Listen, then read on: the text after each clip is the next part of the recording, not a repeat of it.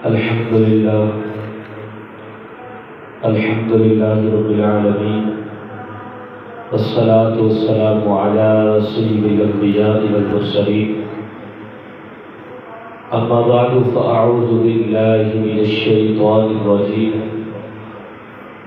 بسم الله الرحمن الرحيم. وَلِلَّهِ عَلَى النَّاسِ حِجُّ الْبَيْتِ مَنِ اسْتَطَاعَ إِلَيْهِ سَبِيلًا وَمَنْ كَفَرَ فَإِنَّ اللَّهَ غَنِيٌّ عَنِ الْعَالَمِينَ. صدق الله العظيم.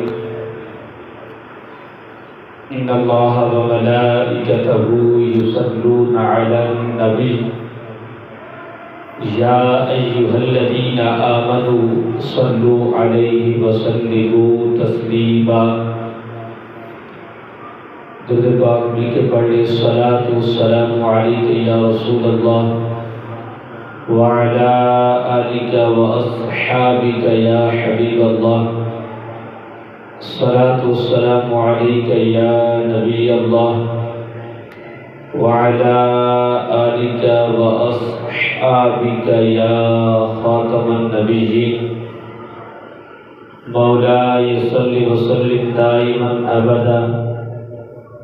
على حبيبك خير الخلق كلهم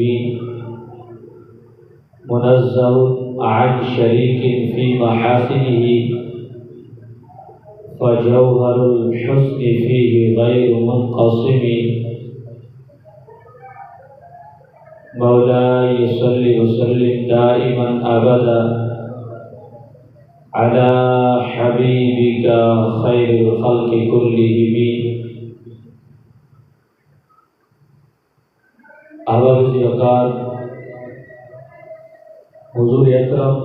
نور مجسم شفیع معظم صلی اللہ تعالی علیہ وآلہ وسلم نے ارشاد فرمایا، جس نے جمعۃ المبارک کے دن مجھ پر 80 مرتبہ درود پاک پڑھا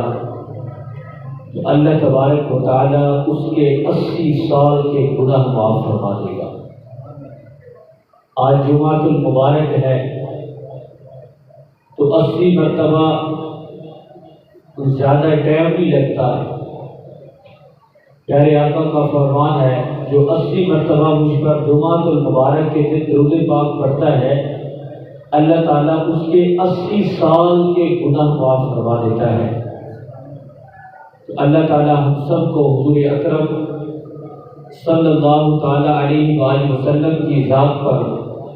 کثرت سے درود پاک پڑھنے کی توفیق عطا فرمائے. اب آج کا جو موضوع ہے وہ ہے حج کی فرضیت اور اہمیت، کہ حج کی اہمیت کیا ہے اور اس کی فرضیت کے حوالے سے چند باتیں آپ کی خدمت میں عرض کرنی ہے. خوش نصیب ہیں وہ مسلمان جنہیں اللہ پاک اپنے گھر کی حاضری اور حج کا فریضہ ادا کرنے کی سعادت عطا فرما رہا ہے، اور دنیا بھر سے حجاج کے قافلے حرمین شریفین کی طرف جا رہے ہیں تاکہ اللہ کی طرف سے جو ان پر فرض لازم ہوا ہے اس کو وہ ادا کر سکے. اس لیے اللہ تعالیٰ نے ارشاد فرمایا، وَلِلَّهِ عَلَى النَّاسِ حِجُّ الْبَيْتِ مَنِ اسْتَطَاعَ إِلَيْهِ سَبِيلًا. اور اللہ کے واسطے لوگوں کے ذمے اس مکان کا حج کرنا ہے، یعنی جو اس شخص جو اللہ کے گھر جانے کی طاقت رکھتا ہے تو وہاں جائے، اس کے ذمے حج کرنا فرض ہے.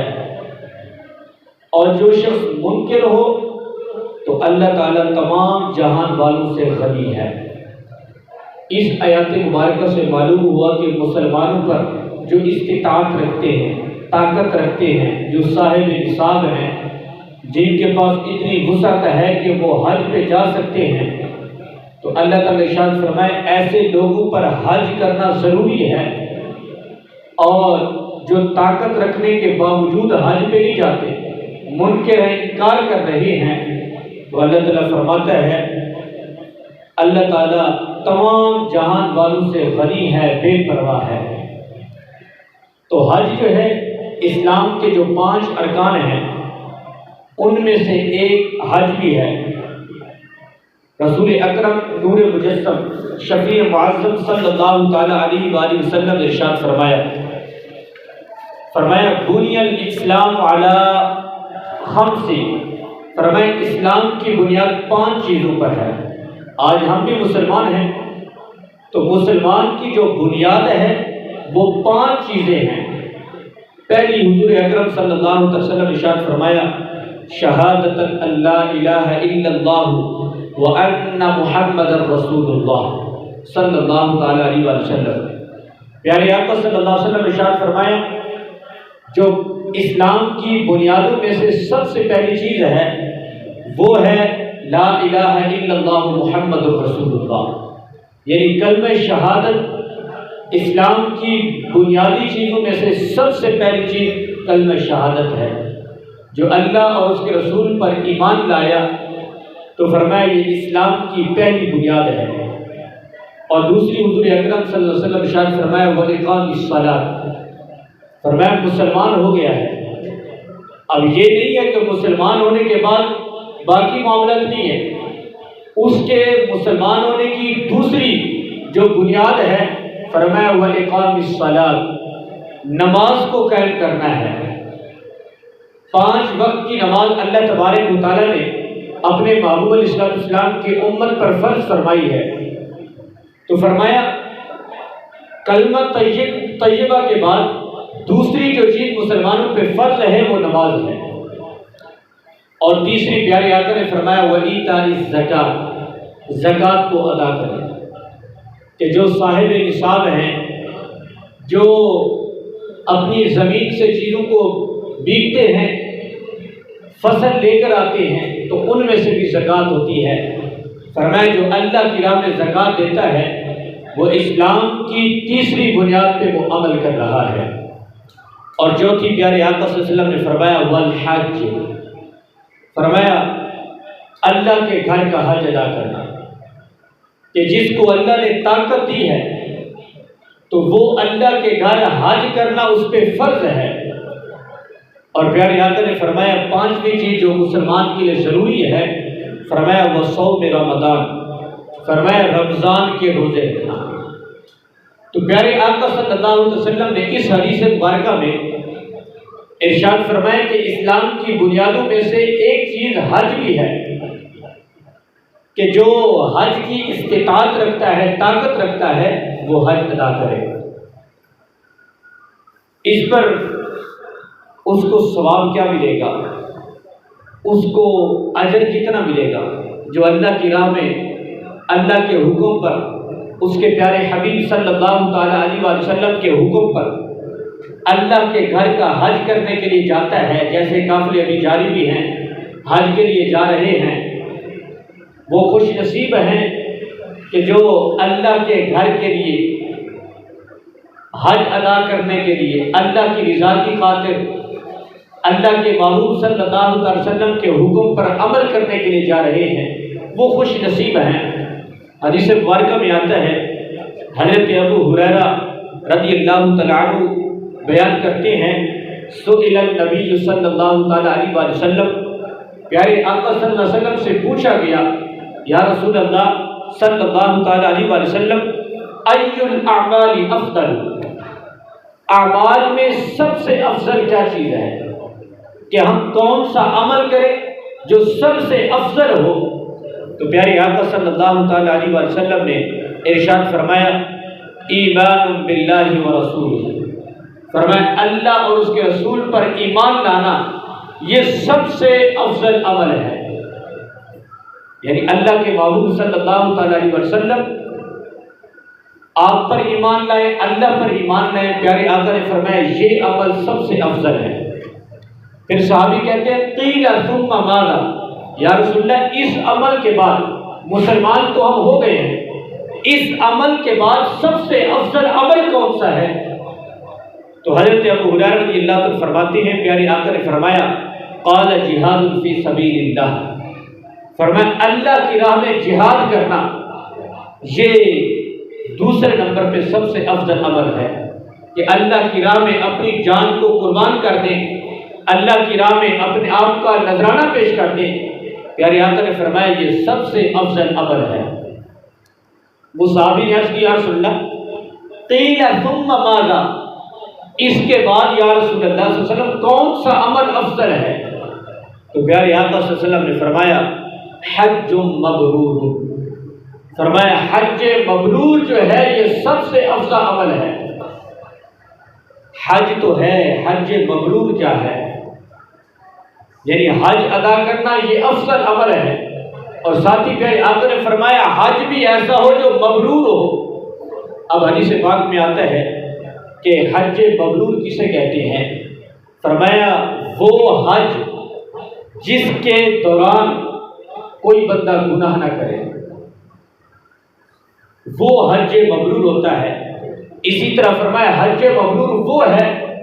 جو اللہ کے ہاں مقبول ہوتا ہے، اس حج کو حج مبرور کہتے ہیں۔ جو اللہ کی بارگاہ میں حج مقبول ہو، اللہ کی بارگاہ میں اس کا ادا کرنے والا حج جو ہے قبول ہو، اس حج کو حج مبرور کہتے ہیں۔ اور پیارے آقا نے فرمایا وہ حج جس میں کوئی ریاکاری، شہرت، یہ چیز مقصود نہ ہو، وہ حج بھی مقبول ہوتا ہے۔ بعض لوگوں کے ذہنوں میں یہ خیالات بھی آتے ہیں، یا بعض دکھلاوے کے لیے بھی کرتے ہو کہ میں ہر سال حج کے لیے جاتا ہوں، اگر اس کے دل میں ذرا بھر بھی ریاکاری ہے، دکھلاوا ہے، یا شہرت مقصود ہے کہ مجھے حاجی کہیں کہ یہ ہر سال حج کرتا ہے، تو پیارے آقا صلی اللہ علیہ وسلم نے فرمایا ایسا حج حج مبرور نہیں ہے، ایسا حج حج مقبول نہیں ہے، ایسا حج اللہ کی بارگاہ میں قبول نہیں ہے جو شہرت کے لیے کیا جائے، جو دکھلاوے کے لیے کیا جائے، ایسا حج اللہ کی بارگاہ میں قبول نہیں ہے۔ پیارے آقا صلی اللہ علیہ وسلم نے فرمایا وہ حج جس سے لوٹنے کے بعد بندہ گناہ سے اپنے آپ کو روک لے، حج کرنے کے بعد جب واپس آئے تو اپنے آپ کو گناہوں سے روک لے، تو سمجھ لے کہ میرا وہ حج مقبول ہے، وہ ایسا حج میں نے کیا ہے جو اللہ کی بارگاہ میں مقبول ہے، اللہ کی راہ میں وہ میرا کیا ہوا حج جو ہے وہ قبول ہے۔ اور پیارے آقا صلی اللہ علیہ وسلم نے ارشاد فرمایا کہ جب بندہ حج سے واپس آئے، واپس آنے کے بعد دنیا کے اندر اس کا دل نہیں لگتا، دنیا کمانے کے اندر،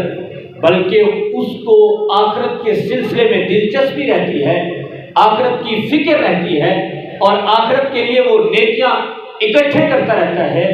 تو سمجھ لیں اس کا کیا ہوا حج اللہ کی بارگاہ میں قبول ہے۔ تو ایسا حج جو ہے اللہ تبارک و تعالیٰ کی بارگاہ میں قبول ہے۔ اب حضور اکرم صلی اللہ علیہ وسلم نے جو اس حدیث مبارکہ میں ارشاد فرمایا کہ ایسا حج جو ہے اللہ کی بارگاہ میں قبول ہے، تو اب جو بندہ ریاکاری کے لیے جاتا ہے، شہرت کے لیے جاتا ہے، تو اس کا حج قبول نہیں ہے۔ جو شہرت کے لیے جائے، جو دکھلاوے کے لیے جائے، اس کا حج قبول نہیں ہے۔ یہ حج پر تو وہ جاتے ہیں خوش نصیب جن کو اللہ نے طاقت دی ہے، وہ حج کے لیے جاتے ہیں۔ اب اسی ضمن میں ایک حدیث مبارکہ سنیں، حضور اکرم نور مجسم شفیع معظم صلی اللہ علیہ وسلم نے ارشاد فرمایا جو اللہ کی بارگاہ میں حج کرنے کے لیے، جانے کے لیے وہ طاقت نہیں رکھتا کہ وہ اللہ کی بارگاہ میں جائے اور حج کرے، اتنا خرچہ برداشت نہیں کر سکتا، وہ طاقت نہیں رکھتا، تو صاحب اس کے دل میں تو خواہش ہوتی ہے کہ یا اللہ مجھے بھی طاقت دیتا تو میں بھی تیرا حج کرتا، تیرے حکم پر عمل کرتا، تیرے گھر کی زیارت کرتا، مینا مزدلفہ پر جاتا، تیرے پیارے خلیل حضرت ابراہیم علیہ السلام کی سنت پہ وہاں پر جا کے عمل کرتا۔ تو اس کے لیے پیارے آقا صلی اللہ علیہ وسلم نے ایک نسخہ دیا ہے۔ پیارے آقا صلی اللہ علیہ وسلم نے فرمایا اے میری امت والو، جس نے اپنے والدین کی زیارت کی ہے، جس نے اپنے والدین کی زیارت کی ہے تو اللہ تعالیٰ اس کو حج مقبول کا ثواب عطا فرماتا ہے۔ ایسا حج جو اللہ کی بارگاہ میں مقبول ہوتا ہے، اس کا ثواب اس کو ملتا ہے۔ اب حدیث پاک میں آتا ہے، صحابی نے عرض کیا یا رسول اللہ صلی اللہ تعالیٰ علیہ وسلم، کیا دن میں 100 بار اپنے والدین کی زیارت کریں، اپنے والدین کے چہرے کو دیکھیں تو کیا 100 مرتبہ حج کا ثواب عطا ہوگا؟ تو پیارے آقا صلی اللہ علیہ وسلم نے فرمایا کہ اے میرے محبوب، اے میرے امت والو، اے میرے صحابہ، دن میں اگر تم 100 بار بھی اپنے والدین کی زیارت کرو گے تو اللہ تمہیں 100 بار حج کا ثواب عطا فرمائے گا۔ اور یہ حج بھی ایسا نہیں جو قبول نہ ہو، پیارے آقا نے فرمایا ایسا حج جو اللہ کی بارگاہ میں مقبول ہوتا ہے، اس کے برابر اللہ تمہیں ثواب عطا فرمائے گا۔ تو معلوم ہوا کہ جو طاقت رکھتے ہیں اللہ کی گھر جانے کے لیے، وہ تو اللہ کے حکم پر عمل کریں اور جائیں، دل میں دکھلاوا بھی نہ ہو، شہرت بھی نہ ہو، لیکن ہو سکتا ہے کسی کے دل میں یہ چیزیں آ جائیں تو اس کا حج قبول نہ ہو۔ لیکن پیارے آقا نے فرمایا جس نے اپنے والدین کی زیارت کی، اپنے والدین کو دیکھا محبت کی نگاہ سے، تو فرمایا اس کو اللہ ایسے حج کا ثواب عطا فرمائے گا جو اللہ کی بارگاہ میں قبول ہوتا ہے۔ تو یہ اپنے والدین کی زیارت روزانہ کرتے ہیں، تو اس سے معلوم یہ ہوتا ہے کہ اپنے والدین کی زیارت کرتے رہیں، اپنے والدین کو دکھ نہ پہنچائیں، اپنے والدین کے نافرمان نہ بنیں، اپنے والدین کو کسی لحاظ سے بھی تکلیف نہ دیں۔ اپنے والدین کو خوش رکھنا اللہ کو خوش رکھنے کے برابر ہے۔ پیارے آقا نے فرمایا جس نے اپنے والدین کو خوش رکھا، اپنے والدین کو راضی رکھا، جس سے اس کے والدین راضی ہیں، پیارے آقا نے فرمایا اللہ بھی اس سے راضی ہے۔ تو اس لیے حدیث بارکہ میں پیارے آقا نے فرمایا کہ اے میرے محبوب کی امت والو، اللہ کی طرف سے بھی تم پر حج فرض کیا گیا ہے، اور میری طرف سے بھی تمہیں حکم ہے کہ جو اللہ کے گھر جانے کی استطاعت رکھتا ہے، طاقت رکھتا ہے، وہ اللہ کی بارگاہ میں جا کر حج ادا کرے۔ اور اس کا ثواب کتنا ملے گا؟ یعنی آقا صلی اللہ علیہ وسلم نے ارشاد فرمایا، جس کے راوی حضرت عمر بن عاص رضی اللہ تعالیٰ عنہ ہے، ابن شماسہ فرماتے ہیں کہ میں حضرت عبداللہ ابن عمر بن عاص رضی اللہ تعالیٰ عنہ کی بارگاہ میں حاضر تھا تو آپ قریب المرگ تھے، یعنی موت کا وقت قریب تھا۔ تو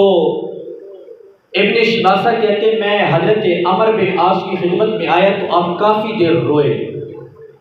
رونے کے بعد پھر انہوں نے اپنا چہرہ دیوار کی طرف کر لیا۔ ان کے صاحبزادے نے، آپ کے بیٹے نے اپنے باپ سے سوال کیے، جو ایک دوسرے سے بندہ پوچھتا رہتا ہے، تو حضرت عمر بن عاص نے اپنے بیٹے کو بتایا کہ اے میرے بیٹے،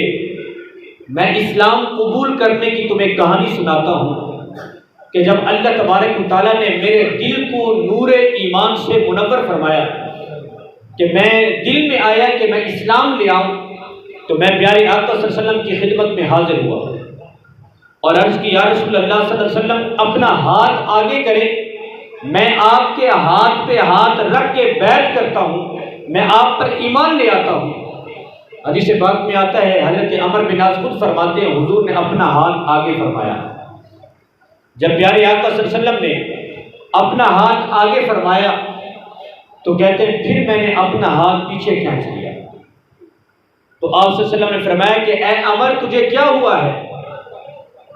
تجھے کیا ہوا ہے کہ ہاتھ آگے کیا ہے میں نے اور تو نے پیچھے کر لیا ہے؟ تو حضرت عمر بن عاص نے عرض کی یا رسول اللہ میری ایک شرط ہے۔ پیارے آقا نے فرمایا بتاؤ کیا تمہاری شرط ہے؟ تو حدیث مبارکہ میں آتا ہے کہ حضرت عمر بن عاص نے عرض کی یا رسول اللہ صلی اللہ علیہ وسلم میں آپ پر ایمان لے آؤں تو کیا میری مغفرت کر دی جائے گی، کیا میری بخشش کر دی جائے گی؟ تو پیارے آقا صلی اللہ علیہ وسلم نے جو ارشاد فرمایا وہ اپنی امت کو ایک نصیحت دی ہے پیارے آقا نے فرمایا اما علمت ان الاسلام یہدم ما کان قبلہ، پیارے آقا نے فرمایا کہ اے عمر بن عاص، اسلام جب تم قبول کرو گے، اسلام قبول کرنے سے پہلے جتنے تم سے گناہ ہو چکے ہیں اللہ تمہارے ان تمام گناہوں کو مٹا دے گا۔ فرمایا جب تم اسلام لاؤ گے تو تمہارے جو پہلے گناہ تھے اللہ تعالیٰ تمہارے تمام گناہوں کو مٹا دے گا۔ اور ساتھ ارشاد فرمایا وَأَنَّ الْهِجْرَةَ تَهْدِمُ مَا كَانَ قَبْلَهَا، پیارے آقا نے فرمایا کہ جب بندہ ہجرت کر کے آتا ہے تو اللہ اس کے سابقہ گناہوں کو معاف فرما دیتا ہے۔ جس طرح صحابہ کرام نے ہجرت کی ہے، مکہ سے مدینہ تشریف لائے، تو پیارے آقا نے فرمایا جب ہجرت کر کے بندہ جاتا ہے تو اس کے جو سابقہ گناہ ہوتے ہیں، پہلے گناہ ہوتے ہیں، اللہ ان تمام گناہوں کو مٹا دیتا ہے۔ اور آخر میں پیارے آقا نے کیا فرمایا؟ فرمایا وَأَنَّ الْحَجَّ يَهْدِمُ مَا كَانَ قَبْلَهُ، پیارے آقا نے فرمایا جب بندہ حج کرتا ہے تو اللہ اس کے پہلے والے سارے گناہوں کو معاف فرما دیتا ہے۔ تو پیارے آقا نے فرمایا کہ اے میرے محبوب کی امت والو، جب تم حج کرو گے، حج کرنے سے جو پہلے زندگی کے تمہارے گناہ ہوئے ہیں اللہ تبارک و تعالیٰ تمہارے حج کرنے کی برکت سے تمہارے ان سابقہ گناہوں کو معاف فرما دے گا۔ تو اس حدیث پاک سے وہی بات ذہن میں آتی ہے کہ جب بندہ اللہ کے گھر کا حج کرنے جائے اور اللہ تعالیٰ اس کے گناہوں کو معاف فرما دے، اگر کسی کے دل میں ریاکاری آ جائے تو حج ہی قبول نہ ہو، لیکن قربان جائیے اللہ کے محبوب نے اپنی امت کو کیسے کیسے نسخے دیے ہیں کہ فرمایا تم اپنے والدین کی زیارت کرتے رہو، ان کے حکم پر چلتے رہو، اپنے والدین کا کہنا مانتے رہو، تو اللہ تعالیٰ تمہارے گناہوں کو معاف فرما دے۔ کیونکہ حج کرنے سے جب گناہ معاف ہو رہے ہیں تو معلوم ہوا اپنے والدین کو خوش رکھیں، اللہ بھی خوش ہوتا ہے۔ جب اللہ خوش ہوتا ہے تو اپنے اس بندے کے گناہوں کو بھی معاف فرما دیتا ہے۔ تو اس لیے پیارے آقا صلی اللہ تعالیٰ علیہ وآلہ وسلم نے ارشاد فرمایا کہ جب بندہ حج کرتا ہے تو اللہ تبارک و تعالیٰ اس حج کی برکت سے اللہ اس کے گناہوں کو معاف فرما دیتا ہے۔ دوسری حدیث مبارکہ میں حضرت ابو ہریرہ رضی اللہ تعالیٰ عنہ روایت کرتے ہیں کہ نبی اکرم صلی اللہ تعالیٰ علیہ وآلہ وسلم نے ارشاد فرمایا جہاد الکبیر والضعیف والمرأۃ الحج والعمرۃ، پیارے آقا نے فرمایا بڑی عمر والے، کمزور شخص اور عورت کا جہاد یہ حج اور عمرہ ہے۔ فرمایا کہ جو بوڑھے ہیں وہ جہاد پہ نہیں جا سکتے، جو کمزور ہیں وہ جہاد پہ نہیں جا سکتے۔ تو پیارے آقا نے فرمایا بوڑھا شخص عمرے پہ جائے یہ اس کا جہاد ہے، بوڑھا شخص حج کے لیے جائے یہ اس کا جہاد ہے۔ تو معلوم ہوا کہ جو بندے جہاد میں جانے کی طاقت ہی رکھتے لیکن اگر وہ عمرہ کرنے کے لیے جائیں تو پیارے آقا صلی اللہ علیہ وسلم نے فرمایا کہ عمرہ کے لیے جانا یہ جہاد ہے، اور حج کے لیے جانا اس بوڑھے شخص کے لیے ایک جہاد ہے جو اللہ کی راہ میں وہ جہاد کر رہا ہے۔ اس لیے ام المؤمنین حضرت عائشہ صدیقہ رضی اللہ تعالیٰ عنہ فرماتی ہیں میں نے عرض کیا یا رسول اللہ صلی اللہ علیہ وسلم ہم آپ کے ساتھ جہاد اور غزوہ میں شریک نہ ہوں کہ آپ ہمیں اجازت دیں ہم آپ کے ساتھ جہاد میں بھی جائیں، ہم غزوے میں بھی شریک ہوں۔ تو پیارے آقا صلی اللہ علیہ وسلم نے فرمایا یہ جانا بھی چاہیے، لیکن سب سے جو بہتر اور اچھا جہاد ہے وہ حج مبرور ہے، یعنی ایسا اللہ کی بارگاہ میں حج کرنا جو قبول ہو، فرمایا یہ سب سے بڑا جہاد ہے۔ اور پیارے آقا صلی اللہ علیہ وسلم نے ارشاد فرمایا، حضرت عائشہ فرماتی ہے جب سے حضور نے یہ فرمایا نا کہ حج پہ جانا یہ حج مبرور ہے تو فرمایا تب سے میں نے کوئی حج نہیں چھوڑا، زندگی میں نے کوئی حج نہیں چھوڑا، اللہ نے مجھے طاقت دی ہے تو میں ہر سال اللہ کے حکم پر عمل کرتی تھی۔ تو معلوم ہوا پیارے آقا صلی اللہ تعالیٰ علیہ وآلہ وسلم کے حکم پر عمل کرتے ہوئے جب ہم عمل کریں گے تو اللہ تبارک و تعالیٰ ان حج کی برکتوں سے اللہ سابقہ تمام گناہوں کو معاف فرما دیتا ہے۔ اور حدیث پاک میں دوسری میں یہ آیا ہے، پیارے آقا نے فرمایا کہ حج اور عمرے پر دوام برتو، یعنی حج اور عمرہ کرتے رہو، جب تمہیں طاقت ملتی رہے حج بھی کے لیے جاؤ، عمرے کے لیے بھی جاؤ۔ کیوں؟ اس لیے کہ حج پہ جو جاتا ہے یا جو عمرے کے لیے جاتا ہے، اللہ اس کے فقر کہتے ہیں غریبی کو، تنگ دستی کو، فرمایا اللہ اس کے فقر اور گناہوں کو ختم کر دیتا ہے۔ معلوم یہ ہو جو عمرے کے لیے جائے گا تو پیارے آقا نے فرمایا اللہ اس کے فقر کو ختم کر دے گا اور اس کے گناہوں کو بھی معاف فرما دے گا۔ اسی طرح فرمایا جو حج کے لیے جاتا ہے اللہ اس کے فقر اور گناہوں کو ختم کر دیتا ہے۔ ایک حدیث مبارکہ میں تو یہاں تک آیا ہے، پیارے آقا صلی اللہ تعالیٰ علیہ وآلہ وسلم نے ارشاد فرمایا جو حج کے لیے جاتا ہے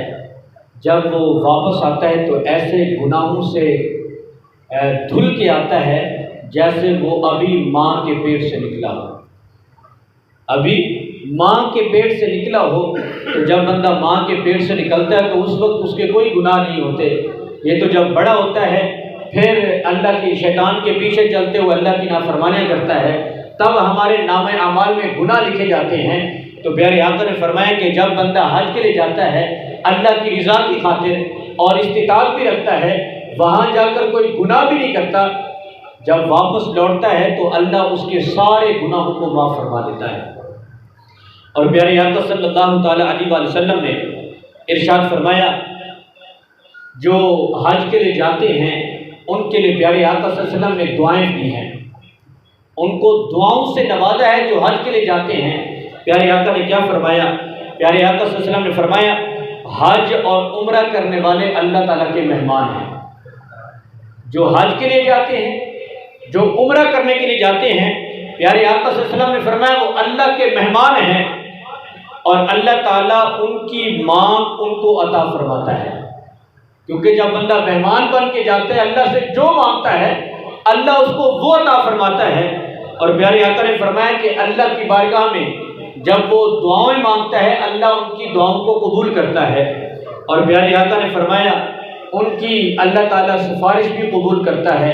جب وہاں بیٹھ کے کسی کے لیے دعا مانگتا ہے کہ یا اللہ تیری بارگاہ میں میں سفارش کرتا ہوں کہ فلاں بیمار کو شفا عطا فرما دے، فلاں کو یا اللہ یہ پریشانی ہے دور فرما دے۔ تو پیارے آقا نے فرمایا ایسے حج اور عمرہ کرنے والوں کو اللہ تعالیٰ اس کی سفارش بھی قبول کرتا ہے، ان کی دعاؤں کو بھی قبول فرماتا ہے، اور فرمایا ان کے لیے ہزار ہزار گناہ تک ثواب بڑھا دیا جاتا ہے۔ یعنی جب وہاں پہ جا کے نیکی کرتے ہیں تو کئی کئی گناہ تک، ہزار ہزار گناہ، یعنی اس کو زیادہ ثواب اللہ تعالیٰ عطا فرماتا ہے۔ تو اس لیے پیارے آقا نے فرمایا کہ جو حج کی استطاعت رکھتا ہے، جس کے پاس استطاعت کہتے ہیں کہ جس کے پاس اتنا پیسہ ہے کہ وہ حج کے لیے چلا جائے اور اس کے خرچ وغیرہ مہینے کا بھی چلتا ہے، اس کو پتہ ہے میرے گھر والے پریشان بھی نہیں ہوں گے، تو پیارے آقا نے فرمایا جو استطاعت رکھتا ہے حج کے لیے وہ جلدی جلدی حج کرے اپنی زندگی میں، کیونکہ جو حج نہیں کرے گا، پیارے آقا صلی اللہ تعالیٰ علیہ وآلہ وسلم نے ارشاد فرمایا، حدیث پاک میں آتا ہے بہت سخت وعید پیارے آقا نے ارشاد فرمایا جو استطاعت رکھتا ہے اس کے باوجود وہ حج پہ نہیں جاتا، تو پیارے آقا نے فرمایا میری اس کے لیے کوئی ذمہ داری نہیں ہے کہ وہ یہودی ہونے کی حالت میں مرے یا نصرانی ہونے کی حالت میں مرے، یعنی وہ نصرانی یا عیسائی ہو کر، مجوسی ہو کر مرے، فرمایا اس کی میری کوئی گارنٹی نہیں ہے۔ تو معلوم یہ ہوتا ہے کہ جو استطاعت رکھتا ہے اس کو جانا چاہیے، جو نہیں جانتا تو پیارے آقا نے فرمایا ہو سکتا ہے اس کا خاتمہ جو ہے وہ ایسا ہو کہ وہ یہودی ہونے کی حالت میں مرے یا اس کا خاتمہ نصرانی ہونے کی حالت میں مرے۔ اس لیے پیارے آقا صلی اللہ علیہ وسلم نے ارشاد فرمایا کہ جب اللہ تمہیں طاقت دے، تمہارے پاس وسعت ہو، تو اللہ کی بارگاہ میں جا کر اس کے گھر کا حج بھی کرو اور اللہ کے حکم پر عمل کرتے ہوئے، پیارے آقا صلی اللہ علیہ وسلم کے حکم پر عمل کرتے ہوئے حج کے مناسک بھی ادا کرو۔ اس لیے پیارے دوستو ہمیں اپنی زندگی میں یہ نیتیں کرنی چاہیے۔ ایک حدیث پاک بڑی بہترین اور پیاری حدیث پاک، ایک ہم ہیں اللہ ہمیں بھی طاقت دے ہم بھی جائیں، لیکن اگر ہمارے پاس طاقت نہیں ہے لیکن ہمارے دل میں نیت ہو کہ یا اللہ تو مجھے طاقت دے گا تو میں ضرور جاؤں گا، اور یا اللہ تو مجھے طاقت دے میں جاؤں، تو بندہ زندگی میں نہیں اس کو توفیق ملتی، نہیں جاتا، فوت ہو جاتا ہے۔ حدیث پاک میں آتا ہے کل قیامت کے دن جب اللہ کی بارگاہ میں آئے گا تو اس کے نام اعمال میں لکھے ہوں گے کہ اس نے حج بھی کیا ہے، اس نے عمرہ بھی کیا ہے، اس نے صدقہ بھی دیا ہے، اس نے خیرات بھی کیا ہے۔ تو حدیث پاک میں آتا ہے وہ بندہ کہے گا کہ یا اللہ یہ تو میں نے سارے کام کیے نہیں ہیں، نہ تو میں نے حج کیا ہے، نہ تو میں نے عمرہ کیا ہے، اور نہ میں نے یہ صدقہ خیرات کیے ہیں، یہ میرے نام اعمال میں کیسے لکھ لیے ہیں؟ تو اللہ تعالیٰ ارشاد فرمائے گا کہ اے میرے بندے مجھے پتہ ہے تو نے نہیں کیے ہیں، لیکن تیری نیت سچی تھی، تو نیت کرتا رہا کہ یا اللہ طاقت دے گا میں جاؤں گا، یا اللہ طاقت دے گا میں عمرہ کروں گا، میں صدقہ کروں گا، خیرات کروں گا۔ تو فرمایا جب تو سچی نیت کرتا رہا